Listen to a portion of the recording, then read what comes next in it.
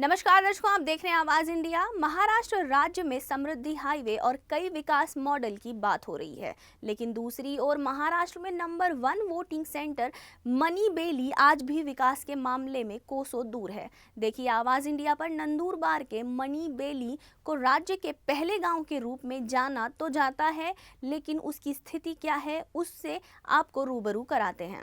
नंदुरबार के मणिबेली को राज्य के पहले गांव के रूप में जाना जाता है। महाराष्ट्र में पहला मतदान केंद्र मणिबेली से शुरू हुआ। राज्य का पहला मतदाता इसी गांव में रहता है, लेकिन आज़ादी की 78वीं सालगिरह के बाद भी इस गांव तक जाने के लिए पक्की सड़क नहीं है और ग्रामीणों को विभिन्न समस्याओं का सामना करना पड़ता है। गांव तक जाने के लिए सड़क नहीं है। यहाँ के नागरिकों को रोशनी, पानी, स्वास्थ्य और शिक्षा जैसी तमाम समस्याओं का सामना करना पड़ता है। यहाँ के स्थानीय लोग पूछ रहे हैं कि इस संबंध में कोई भी वैकल्पिक योजना कब आएगी। करोड़ों रुपए की बंदर बांट करने वाली माई बाप सरकार को इस पर ध्यान देने की जरूरत है। वर्सन बिजिया वसावे राज्य में पहले नंबर की मतदाता हैं। नंदुरबार जिले के अक्कल कुआं तालुका के मणिबेली गांव के वर्सन बिजिया वसावे राज्य में नंबर 1 मतदाता के रूप में रहते हैं। राज्य के नंबर 1 अक्कल कुआं निर्वाचन क्षेत्र के सुदूर इलाके सतपुड़ा के मणिबेली गांव के निवासी वर्सन वासवे 2019 विधानसभा लोकसभा चुनाव में पहले मतदाता थे। मणिबेली गांव सरदार सरोवर परियोजना के कारण डूबने वाला पहला गांव है। आज भी इस गांव की हालत बेहद दयनीय है और क्या सड़कें और विकास केवल शहरी क्षेत्र तक ही सीमित है, क्योंकि उस गांव तक पहुंचने के लिए अभी भी कोई मुख्य सड़क नहीं है। ऐसा सवाल उठ रहा है, क्या धड़गांव तालुका में मणिबेली को सड़क मिलेगी? कई वर्षों से विकास से वंचित यह गांव कब विकास की मुख्य धारा में आएगा? ऐसे कई सवाल हैं। एक तरफ जहां राज्य में हजारों करोड़ों रुपए की लागत से बड़े बड़े हाईवे का निर्माण किया जा रहा है, इसमें समृद्धि हाईवे जैसी महत्वपूर्ण योजना भी है। हालांकि नंदुरबार जैसे आदिवासी जिलों के कई गांवों में आज बुनियादी ढांचे का अभाव है। इसमें मणिबेली गांव भी शामिल है, जो राज्य का नंबर 1 मतदाता क्षेत्र है। मणिबेली की तरह राज्य के कई गांवों में यह स्थिति है। इसे शर्म की बात के रूप में देखा जाता है कि एक साधारण एम्बुलेंस के लिए पर्याप्त सड़क नहीं है। इसके लिए स्थानीय प्रशासन, जनप्रतिनिधियों को तत्काल इस ओर ध्यान देने की जरूरत है।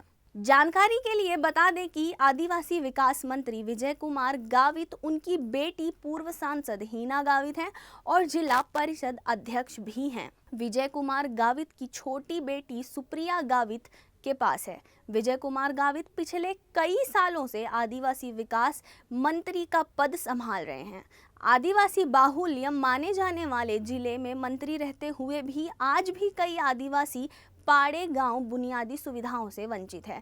जिला परिषद के अध्यक्ष के रूप में सुप्रिया गावित गांव के मामलों की देखभाल करती हैं, लेकिन अभी भी गांव स्कूल, पानी, सड़क, जल निकासी, स्ट्रीट लाइट जैसी सुविधाओं से गांव कोसों दूर है। सुप्रिया गावित से पहले उनकी मां जिला परिषद की अध्यक्ष थी। बीजेपी सांसद हीना गावित 2 बार नंदुरबार से सांसद चुनी गई। हीना गावित के सांसद बनने के बाद ऐसी उम्मीद थी कि राज्य के पहले मतदान केंद्र मणिबेली समेत अन्य गांवों का विकास होगा। हालांकि हीना गावित 2024 के लोकसभा चुनाव में लगभग 1 लाख वोटों से बुरी तरह हार गईं। 2 मौके दिए जाने के बावजूद भी लोगों में निराशा दिखी। मणिबेली गांव में आज भी 341 मतदाता हैं। यह गांव पिछले 4 दशकों से कभी परियोजना पीड़ितों के आंदोलन तो कभी चुनावी मतभेदों को लेकर चर्चा में रहा है।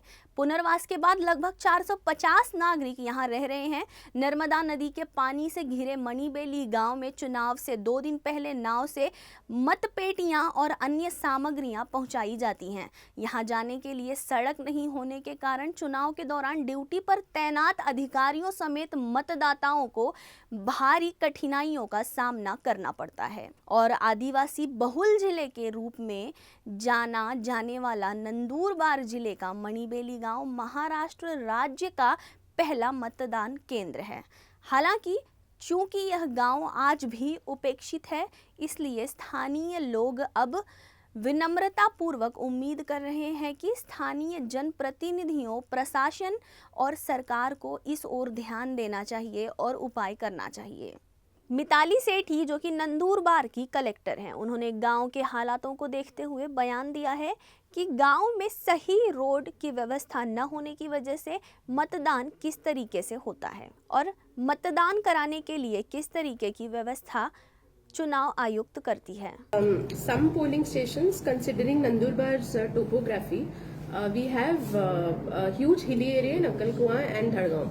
So in those areas there are 5 places which are approachable largely by barge, also by road, but the road is still getting constructed and there are some accessibility issues. So because of that, 5 polling stations, sometimes the polling parties have issues in reaching back and doing the receiving in time.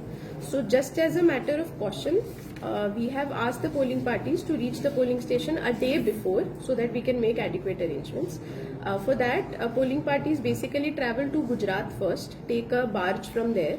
Our first polling station, number 1 polling station, Mani Beli, is around 45 minutes with the barge.